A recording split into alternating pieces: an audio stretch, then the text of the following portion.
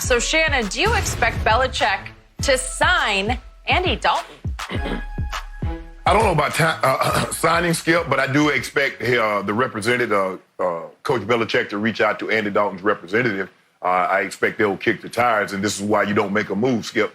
You and I both know, okay, if they select a quarterback with the first overall pick, Andy Dalton has $17 million this year. What's the likelihood that he's going to be on that roster with you're going to almost have to guarantee Joe Burrow $40 million? Well, it's not very likely. That's why you don't panic. The same reason no one traded for Cam Newton. I know you got to release him. You just signed Teddy Bridgewater for 3 years, $62 million. So why would I give you a draft pick for something I know you're going to discard? Coach Belichick played his hand correctly. Now, if I'm Andy Dalton, that would be one of my first priorities to try to get there. I know they're going to win. I'll get well coached. Know they're going to put me in the best opportunity to win. Skip, look, to say I can sit here and say, because after covering Coach Belichick for as long as I have no earthly idea what makes this man tick and what he's going to do when it comes to players. Because a player that I think might fit perfectly, he wants nothing to do with it. And a player that I don't think he wants nothing to do with, he embraces with open arms. So, Skip, do I believe that Coach Belichick will look into this? I absolutely do. But I can't give you, with any kind of degree of certainty, says, oh, yeah, Andy Dalton is going to be. I think Andy Dalton is better than anything they have on their team currently. And that's including Steed. Mm-hmm. Yep.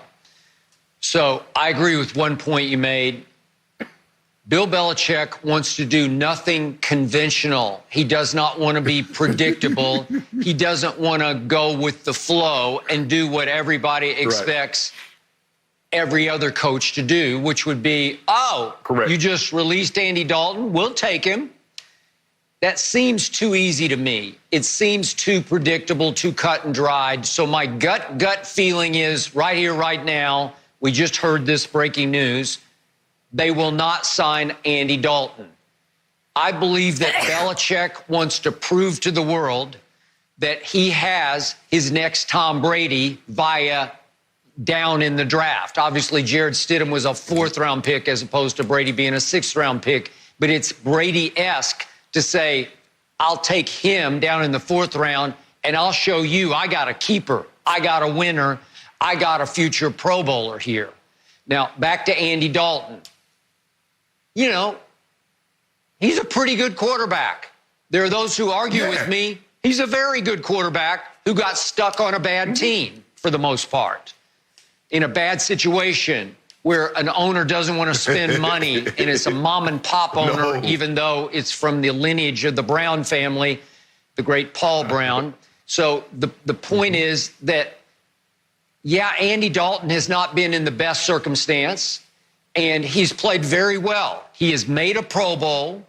He has made the playoffs, and he's made me on occasion sit back and say, man, that's pretty good.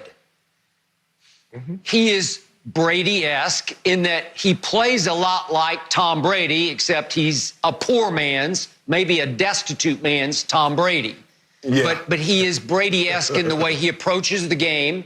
And remember, he's a great fit for New England because he's a good guy, Andy Dalton. He's a great teammate. He won't make waves. He's very coachable. He's everything that you would want scheme-wise, fit-wise, culture-wise, to fit in New England. I get all that. It would seem like just the perfect segue to go in even on the short term and be even a stopgap to get to whatever Trevor Lawrence you want to bring in to hit the jackpot with and get back to the Super Bowl. So I see all that, but it feels too right. It's too right for Belichick to say, yeah, I'll take Andy Dalton. And I kept saying, does he have that one ace up his sleeve that we don't know? Well, this could be the ace where he just said, to your point, I'll play it out. I'll play it cool. I won't take a quarterback. I'll sit right there and I'll pass on Jordan Love. Then I'll sit right there in the 2nd round and I'll pass on Jalen Hurts. And I'll pass 3 times on Jacob Eason in the 3rd round.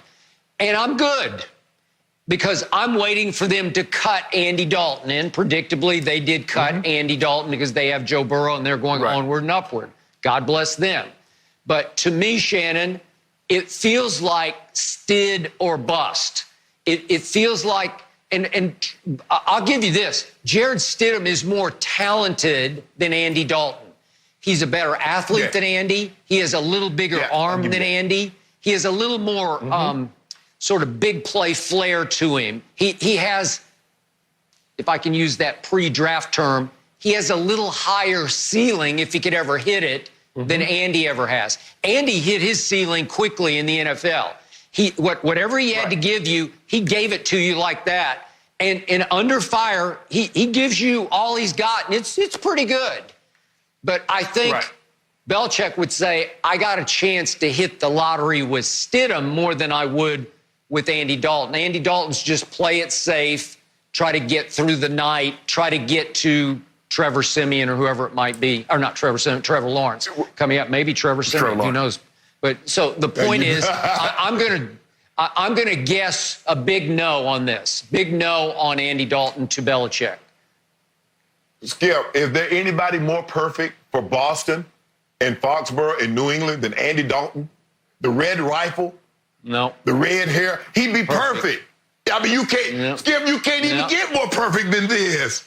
I think that, and plus, Skip, you have to realize Andy Dalton was playing really, he was playing really well until A.J. Green. Because if you think about it now, Andy Dalton has been in a tough division. He had to deal with the Steelers and the Ravens. And we know what they represent. One had Big Ben, one had Flacco, and Flacco was okay, but they've always had suffocating defenses. Now they have Lamar Jackson. So it wasn't very easy for him to win that division, in that division with the Ravens and the Steelers. Because normally, one of those teams were going to win that division. With that being said, Skip, in the absence of A.J. Green, because A.J.'s been nicked the last couple of years, a lot.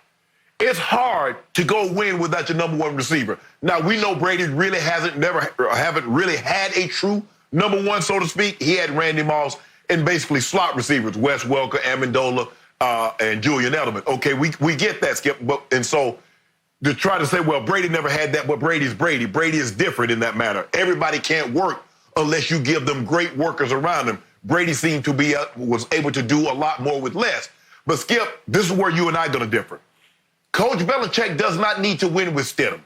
He needs to win a Super Bowl with any quarterback not named Brady. As long as he does that, he feels validated, just like Coach Belichick says, Tom Brady says, I just need to win a Super Bowl with a coach not named Belichick, and I'm made. That's how they're looking at Skip. Yeah, I'm sure. Have a guy on the roster and just go from there. But Coach Belichick just needs to be on that podium, win it with the Super Bowl trophy, and that quarterback isn't Tom Brady. And then people will look at him like, see, I told you it was him. Tom Brady standing up there, if he's next to Bruce Arians, man, that might be the only time, Skip Bayless, Tom Brady really let that hair down and tell you, no, it's not going to happen then. It's going to happen that Monday or Tuesday and to sit down with Jim Gray. That's when he's going to sit back and start to glow, and you're going to see Tom Brady in a light that you've never seen him before. Okay, you're right. But, hey, what if Bill Belichick could win a Super Bowl with Jarrett Stidham? Would not that be the ultimate touche to Tom Brady, right? That's it. Yeah, that's the essence. Skip, what if he won one with Andy Dalton? Man, Andy Dalton, Skip, how you win anything with somebody from the Bengals? I mean, how you do anything, Skip? Come on. You mean to tell me he took Andy Dalton? Everybody been saying Andy Dalton was terrible. Oh, he couldn't even win a playoff game. All the home playoff games he had, he couldn't win one. He's terrible. And Coach Belichick said, watch me. Skip, you know Coach Belichick is the ultimate watch me coach. Watch me. And that's what he's more apt to do something like that. He's good. Skip, he's not, it's 4th and 1, punt the ball. It's kind of like against Peyton Manning. Skip, 4th and 1, punt the ball, play defense. Yep. What does Coach Belichick do on his own 25, 30-yard line? He goes for it. So he's going to do things that's unconventional where other coaches like, nah, I'm just going to play it. I'm going to play it by the book. Coach Belichick says, hell, I wrote the book. I'm going to do it my way. And that's what he's going to do, something very unorthodox. But all he has to do is win that Lombardi, and his quarterback isn't Brady. And Coach Belichick is going to fold his arm because Coach Belichick never, is the guy that he always believes he's the smartest in the room. Most times than not, he is.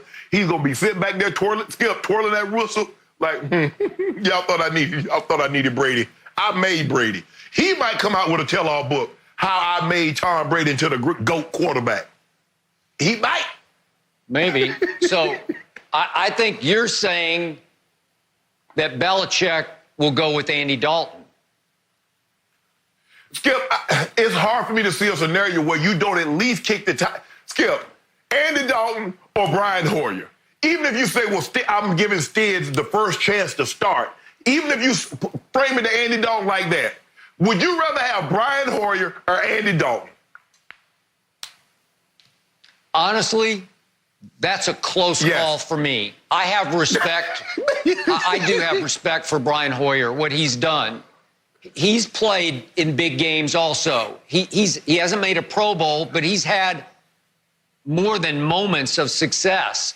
And this is his third go-round with New England, so he definitely knows the system, and he knows sort of Belichick's whims and how you have to sort of manage Belichick much more than Andy Dalton would. So I don't know about this.